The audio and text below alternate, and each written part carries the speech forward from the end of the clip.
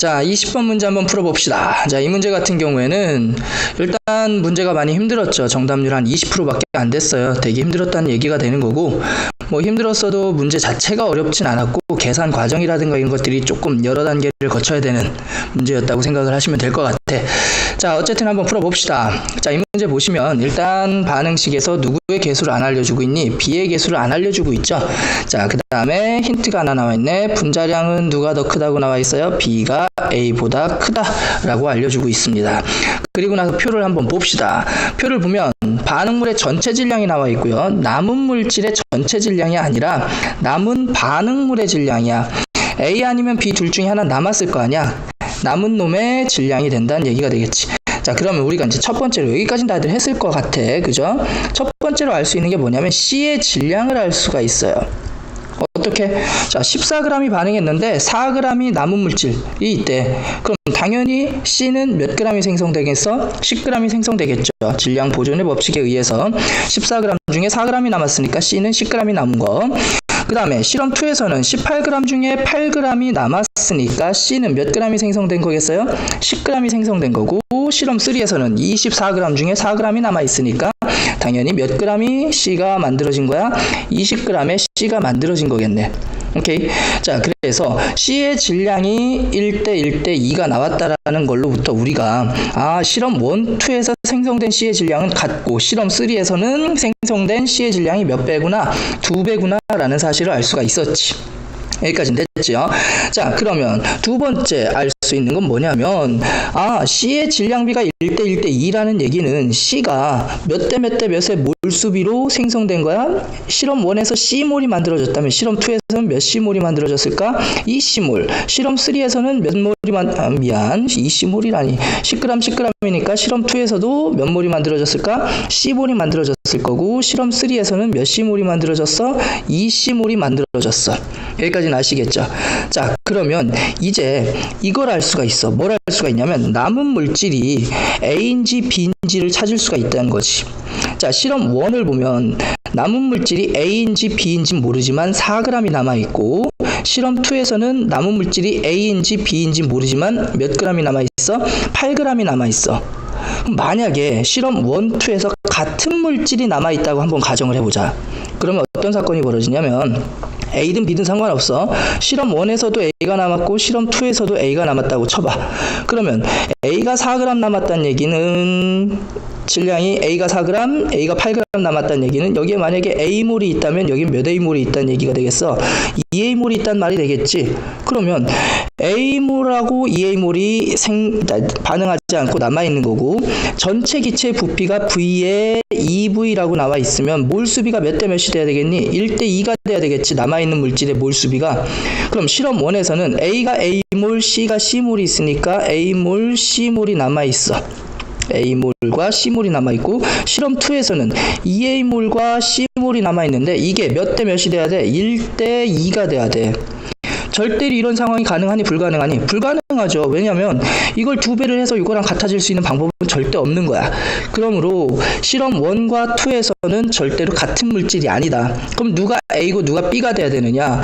자, 실험 1보다 실험 2에서 몰수가 몇 배가 많아야 되니? V에 2V니까 몰수비가 몇 대 몇? 1대 2가 돼야 되겠지. 그럼 몰수가 여기에 2배 더 많아야 되니까 이 실험 2에서 남아있는 물질의 몰수가 더 많아야 되겠지. 그럼 같은 질량의 몰수가 많기 위해서는 분자량이 큰 놈이어야 돼? 작은 놈이어야 돼? 작은 놈이어야 되겠지. 따라서 실험 2에서 남아있는 놈은 당연히 분자량이 작은 누가 남아있어야 돼? A가 남아있어야 되고, 실험 1에서 남아있는 놈은 분자량이 큰 B가 남아있어야 맞는 말이 되는 거야. 오케이. 자, 그 다음에 마찬가지 원리로 실험 1과 실험 3를 한번 비교해 볼게. 자, 부피비가 몇 대 몇? V 대 2V니까 1대 2. 몰수비가 몇 대 몇? 1대 2가 되겠지. 그럼 만약에 실험 3에서도 B가 남아있다면, 자, 여기에 4g, 여기도 4g이니까 여긴 몇 몰? B몰. 여기도 몇 몰? B몰이 될 거야. 근데 몰수비가 몇 대 몇? 1대 2가 돼야 되겠지.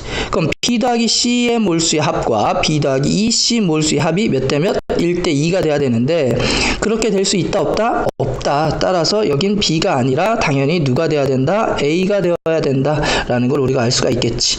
그러면 같은 물질인 A니까 A 8g, A 4g이니까 여기에 만약에 2A몰이라면 여기는 몇 몰이 될까? A몰이 되겠지.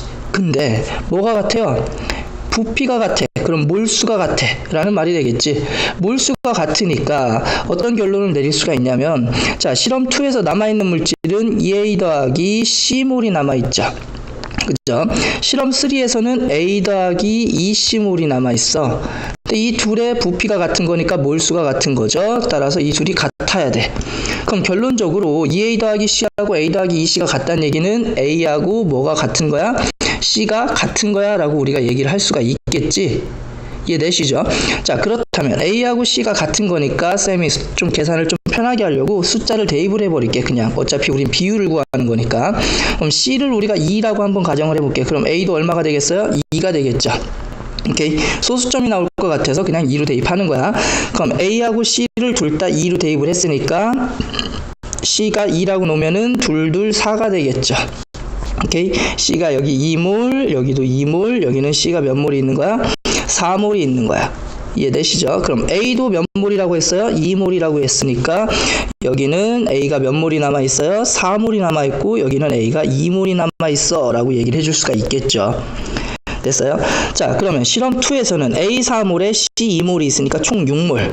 실험 3에서는 A 2몰에 C 4몰이 있으니까 총 6몰. 그럼 몰수가 여기는 반이 돼야 되니까 총 몇 몰이 돼야 되겠니? 3몰이 돼야 되니까 B가 몇 몰 남아있다 라고 얘기를 해주면 될까? 1몰 남아있다 라고 얘기를 해주면 되겠죠. 이해되십니까? 오케이. 자, 그러면 여기서 뭐가 나와? 분자량이 나와. 봐봐. B 1몰에 몇 그램? 4g. A는 4몰에 8g.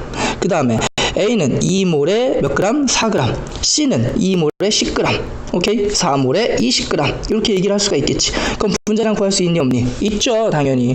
자, 그럼 A, B, C의 분자량을 한번 구해봅시다. A, B, C의 분자량을 구해보면 A는 몇 몰에? 2몰에 4g이니까 실험 3에서 2몰에 4g이니까 A의 분자량은 얼마라고 얘기를 할 수가 있을까? 2라고 얘기를 할 수가 있겠지. B의 분자량은 1몰에 4g이니까 B의 분자량은 4구나. 그 다음에 C의 분자량은 2몰에 10g이죠. 2몰에 10g이니까 C의 분자량은 얼마라고 가정을 할 수가 있어요? 5라고 우리가 대입을 해서 가정을 할 수가 있겠죠. 그러면 이제 반응식으로 한번 가보자. 자, 반응식에 가보면 A의 분자량이 2야. 그럼 개수가 A가 1몰이 들어가면 C가 몇 몰이 나와야 돼? 2몰이 나와야 되지. 오케이. 자, 그럼 A가 1몰이 들어가면 A 몇 g이 들어가면 2g이 들어가면 C는 2몰이니까 C의 분자량이 5죠. C는 2몰이니까 몇 g이 나와야 돼? 10g이 나와야 돼. 그러면 당연히 B는 몇 g이 반응을 해야 되는 거야? 8g이 반응해야 되겠지. 오케이. 자, 따라서 A 2g에 B 8g이 반응해서 C가 10g 만들어지는 반응식이 되는 거고, B가 8g이면 B의 분자량이 얼마니? 4잖아. 그러니까 이 B의 개수가 얼마가 된다라는 사실, 2가 된다는 사실을 우리는 알 수가 있겠네. 여기까지 내셨죠? 자, 그러면 이제 다시 문제로 가봅시다. 그러면 질량비를 우리가 구했어. 2대 8대 10이야. 질량비가 몇 대 몇 대 몇? 2대 8대 10. C가 10g 만들어진대. 그러면 A가 2g 반응하고 B가 8g 반응해야 돼. 오케이? 그럼 C가 여기 10g 만들어졌으니까 실험 1에서는 C가 10g 만들어지니까 A가 2g 반응하고 B가 몇 g 반응해야 돼? 8g 반응해야 돼. 실험 2에서도 A가 2g 반응하고 B가 몇 g 반응해야 되겠어? 8g 반응해야 되겠지. 실험 3에서는 C가 20g이 만들어지네. 그러면 A는 몇 g이 반응해야 돼? 질량비가 2대 8이니까 A가 4g, B는 몇 g이 반응해야 돼? 16g이 반응해서 C가 만들어져야 되겠지. 근데 우리가 이제 한정 반응물을 찾을 수가 있어. 한정 반응물을 어떻게 찾을 수가 있니? 자, 실험 1에서는 B가 남았대. 그럼 당연히 누가 한정 반응물이야? A가 한정 반응물이지. 실험 2에서는 A가 남았대. 그럼 누가 한정 반응물이니? B가 한정 반응물. 실험 3에서도 A가 남았으니까 누가 한정 반응물이 되는 거야? B가 한정 반응물이 되는 거겠지. 당연히. 자, 그러면 한정 반응물의 의미가 뭐야? 다 반응한 물질. 그럼 A는 2g이 있었는데 2g이 다 반응했다는 얘기가 되겠지. 그러면 실험 1에서 총 14g이 있었으니까 A가 2g이 있었으면 B는 당연히 몇 g이 있었을까? 12g이 있었는데 8g이 반응하고 4g이 남은 거야. 실험 2는 B가 다 반응했죠. B가 몇 g이 있었던 거야? 8g이 있었던 거야. 다 반응한 거지. 그리고 18g이 돼야 되니까 얘는 몇 g이 있었겠어요? 10g이 있었겠지. 그 중에 2g이 반응하고 8g이 남아있는 거야. 이해되시죠? 그 다음에 실험 3는 누가 한정 반응물이니? B가 한정 반응물이니까 B가 16g이 있어서 16g 중에 16g이 다 반응해서 안 남은 거고, 그러면 누가 A가 몇 g이 있었어? 24g이 돼야 되니까 8g이 있었겠죠. 그 중에 4g이 반응하고 4g이 남아있는 게 되는 거야. 여기까지 왔어요. 자, 그럼 거의 다 왔습니다. 자, 우리 분자량 구했니? 안 구했니? 분자량 구했니? 안 구했니? 구했죠. A의 분자량이 2입니다. 그러면 실험 1에서 A의 분자량이 2니까 요건 몇 몰? 1몰. 실험 2에서는 2니까 몇 몰? 5몰. 실험 3에서는 2니까 몇 몰이야? 4몰이야. A의 분자량이 2니까. 그 다음에 이제 B 보자. B의 분자량이 얼마야? 4죠. 4. B의 분자량이 4. 아까 구했죠. B의 분자량이 4니까 실험 1에서는 12g이면 몇 몰? 3몰. 그 다음에 실험 2에서는 8g이니까 몇 몰? 2몰. 그 다음에 실험 3에서는 16g이니까 B의 분자량이 4니까 몇 몰이 되겠어요? 4몰이 되겠죠. 자, 그렇다면 실험 1, 2, 3에서 자, 실험 1은 A 1몰, B 3몰이니까 총 몇 몰이 있었어? 4몰이 있었어. 실험 2에서는 A 5몰, B 2몰이 있었으니까 총 몇 몰이 있었을까? 7몰이 있었고요. 실험 3에서는 A 4몰에 B 4몰이니까 총 몇 몰이 있었을까? 8몰이 있었겠지. 여기까지는 이해되시죠? 자, 그렇다면 이제 끝난 거야. 어차피 부피라는 건 뭐에 비례하는 사이가 되는 거야? 몰수에 비례하겠지. 그러면 4대 7대 8이 몰수비이면서 무슨 비가 되겠어? 부피비가 되겠고, 우리가 구해야 되는 건 Z분의 X니까 요걸 V, 2V 뭐 이런 식으로 V로 환산할 필요가 없는 거야. 왜? 비율만 구하면 되는 거니까. 그럼 이제 대입해서 숫자만 찾아주면 되겠지. 자, B 값이 얼마라고 그래서 개수가 2라고 얘기를 했죠. 그 다음에 Z는 얼마? 8. 그 다음에 X는 얼마? 4가 되겠죠. 따라서 대입하면 얼마가 되는 거니? 2 곱하기 2분의 1이니까 답이 몇 번? 2번 이렇게 됩니다. 자, 계산 과정 좀 많이 복잡해 보이죠. 하지만 자, 몇 가지만 고려해서 풀어주면 어려운 문제라기보다는 좀 복잡한 문제라고 생각을 해주시는 게 좋을 것 같고, 이해가 안 가신다면 한 번씩 더 반복해서 보더라도 충분히 이해를 하고 넘어갔으면 좋겠습니다. 수고하셨어요.